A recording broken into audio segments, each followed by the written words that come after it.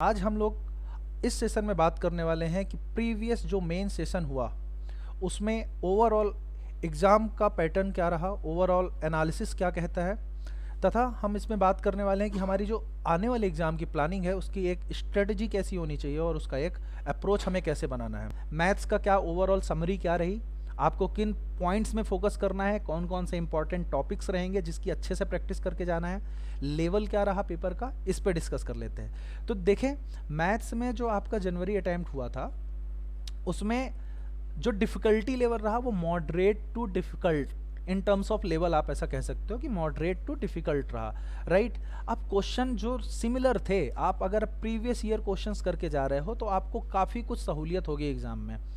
यानी जो पैटर्न इस बार का देखा गया जनवरी अटैम्प्ट में वो लगभग सिमिलर था प्रीवियस ईयर क्वेश्चंस के बेसिस पे, राइट।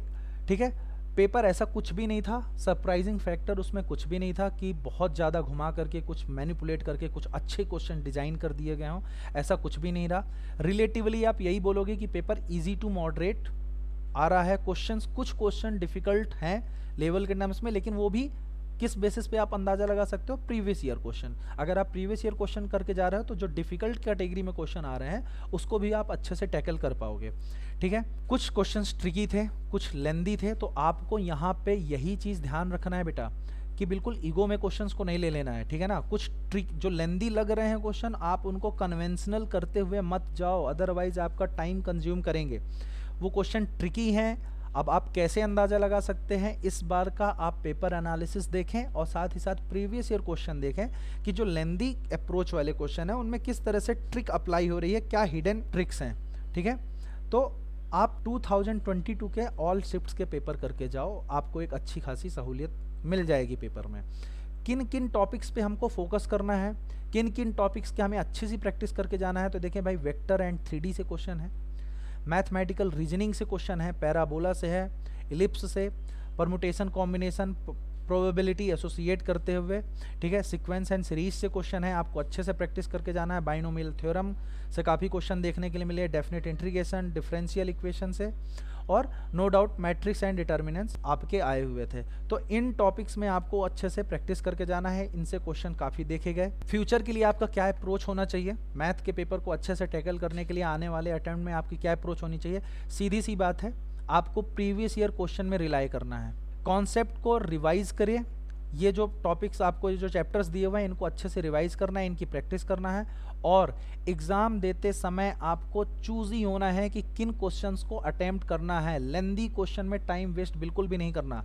इस बार का भी जो पेपर हुआ तो उसका जैसा भी फीडबैक रहा, मैक्सिमम बच्चे लेंदी क्वेश्चंस में फंस गए। क्वेश्चन टफ नहीं थे, ट्रिकी थे, जो लेंदी जा रहे थे, तो आपको सेलेक्टिव होना है एग्जाम में क्वेश्चन पेपर सॉल्व करते समय। तो ओवरऑल एनालिसिस आपका मैथ का यही रहा कि इन टॉपिक्स को आप तैयार करो, इन पे प्रैक्टिस करिए। प्रीवियस ईयर क्वेश्चन पेपर जो है उसमें टोटली रिलाई करना है, और एग्जाम देते समय आपको सिलेक्टिव होना है कि ट्रिकी क्वेश्चन में ज़्यादा टाइम वेस्ट नहीं करना है। अगर आपको ट्रिक समझ में आ रही है, अगर आप प्रैक्टिस करके जाते हो प्रीवियस ईयर, तो आप उन्हें अच्छे से टैकल कर पाओगे। अदरवाइज आप लेंदी क्वेश्चंस में अगर फंस गए तो टाइम लंबा जाएगा। वहीं पे हम अगर फिजिक्स की बात कर लें तो कैसा रहा, तो फिजिक्स का जो पेपर रहा, simple application of the basic concept, जैसा कि मेंस में हमेशा होता है। मेंस और एडवांस बनाया ही इसलिए गया है कि आपकी क्या एप्लीकेबिलिटी, कैपेबिलिटीज़ आपकी कितनी है, आप फॉर्मूला पढ़ते हो, थ्योरी पढ़ते हो, उसको किस तरह से अप्लाई कर पाते हो, किस एक्सटेंट तक अप्लाई कर पा सकते हो, ये चीज़ आपकी मेंस में देखी जाती है, ठीक है। तो पेपर पूरा सिलेबस कवर करता हुआ रहा, मतलब आपको ऐसा नहीं कहा जा सकता है कि कुछ सेचुरेट हो गया, किन कुछ टॉपिक्स में सेचुरेशन देखा गया कि जो मैक्सिमम नंबर ऑफ क्वेश्चन आए हुए हैं। बैलेंस पेपर रहा, मतलब फुल सिलेबस कवर करता हुआ रहा, मतलब आपको भी पूरा सिलेबस कवर करके ही जाना है, ठीक है। स्टूडेंट्स को फॉर्मूला बेस्ड क्वेश्चन करने के लिए प्रैक्टिस करना होगा, मतलब आने वाले एग्जाम्स में आपको फिर से डायरेक्ट फॉर्मूला बेस्ड क्वेश्चन देखने के लिए मिलेंगे। इसलिए आपके पास शॉर्ट नोट्स होने चाहिए, आपके पास सिनॉप्सिस फॉर्म में होना चाहिए भाई। फिजिक्स के फॉर्मूले आपके पास सिनॉप्सिस फॉर्म में होना चाहिए, जिससे आप उन कार्ड्स को प्रॉपर रिवाइज करो डेली, जिससे कि आपके लिए फॉर्मूला क्या हो जाए, एक्सेसिबल हो जाए। जब आप सॉल्यूशन देखते हो तो आपको चीज़ें आसान लगती हैं, पर एग्जाम में आप क्वेश्चन पढ़ करके आपको फॉर्मूला एक्सेसिबल नहीं होता है। तो फॉर्मूलों को रिवाइज करते रहें, कॉन्सेप्ट क्लियर रखें रिगार्डिंग फार्मूलाज, ठीक है। अगेन क्लियर रिसेम्बलेंस देखा गया, जो 2023 जनवरी में पेपर हुआ है और जो प्रीवियस ईयर क्वेश्चन पेपर था टोटली क्लियर रिसेम्बलेंस देखा गया है। ठीक है, तो इसमें भी आपके लिए एडवाइस यही रहेगी कि प्रीवियस ईयर क्वेश्चन करके चलें, और किन टॉपिक्स को, जैसा कि मैंने पहले बताया कि पेपर तो वैसे पूरे सिलेबस को कवर करते हुए आया था, तो मैं ये नहीं कहूँगा कि इन टॉपिक्स को आपको कवर करके चले जाओ तो काम बन जाएगा। हाँ, यहाँ पे हमारी अप्रोच इस तरह की रहेगी कि इन टॉपिक्स को तो मिस बिल्कुल भी नहीं करना, मतलब कवर हमें पूरा करना है क्योंकि हमारा जो पैटर्न है वो सभी पूरा सिलेबस कवर करते हुए आ रहा है, लेकिन इन टॉपिक्स को तो बिल्कुल भी छोड़ के नहीं जाना। कौन कौन से रहेंगे?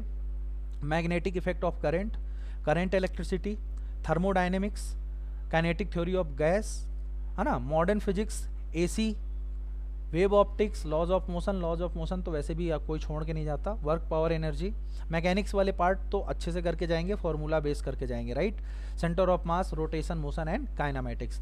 तो इन पे आप अच्छे से प्रैक्टिस करें। अगर इनमें आपको जनरली टफ लगता है, जो मॉडर्न फिजिक्स वाला पार्ट है, थर्मोडायनेमिक्स एंड केटीजी वाला जो पार्ट है, magnetic effect of current and current electricity वाला पार्ट है, ये जो पार्ट आपके साइकोलॉजिकली आपको टफ लगता है, इसकी अच्छे से प्रैक्टिस करें, क्योंकि क्वेश्चन इतने टफ नहीं आ रहे हैं, क्वेश्चन डायरेक्ट फॉर्मूला बेस आ रहे हैं। आपको क्वेश्चन फैमिलियर होना चाहिए, उसके लिए आपको प्रीवियस ईयर क्वेश्चंस की हेल्प लेनी पड़ेगी।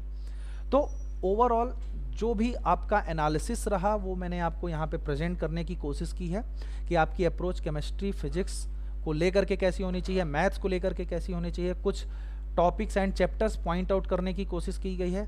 आशा करता हूँ कि ये जो चीज़ें आपको बताई गई हैं आने वाले मेंस के एफर्ट में आप लोगों की काफ़ी मदद करें।